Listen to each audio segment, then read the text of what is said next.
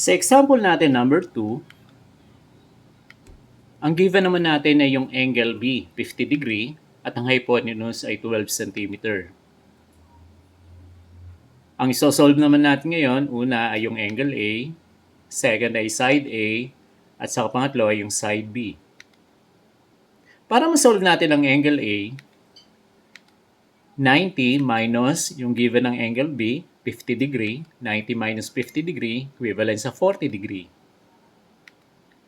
Next na isosolve naman natin ay side A. Ang reference angle natin doon sa given na triangle ay angle B. Ibig sabihin, ang side B ngayon ang magiging opposite niya at ang A ang magiging adjacent. Wala pa rin nagbago para sa hypotenuse. Yun pa rin yung longest side natin.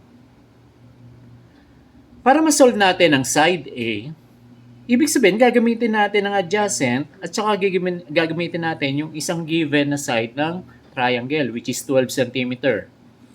Ang isosolve natin A ay adjacent, ang 12 cm ay hypotenuse. Ang function na merong adjacent over hypotenuse ay yun yung cosine. Cosine is equal to adjacent over hypotenuse. Ibig sabihin, cosine 50 is equal to adjacent which is A, hypotenuse equivalent sa 12. Cross multiply natin ang 12 sa cosine 50, kaya ang magiging value natin ng A ay equivalent sa 12 times cosine 50.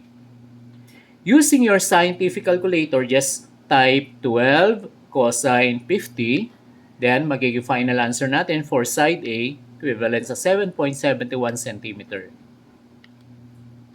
Para naman sa side B, gagamitin naman natin ay sine. Kasi ang side B, hahanapin natin ang B, which is opposite, at gagamitin natin yung hypotenuse, which is 12. Ang opposite over hypotenuse ay sine. Sine is equal to opposite over hypotenuse. Sine 50 is equal to B over 12. Tulad ng ginagawa natin para ma-solve natin ang B, cross multiply natin ng 12 sa sine 50. Kaya ang B is equal to 12 times sine 50. Using your calculator, type 12 sine 50. Then, final answer for side B is equal to 9.19 cm.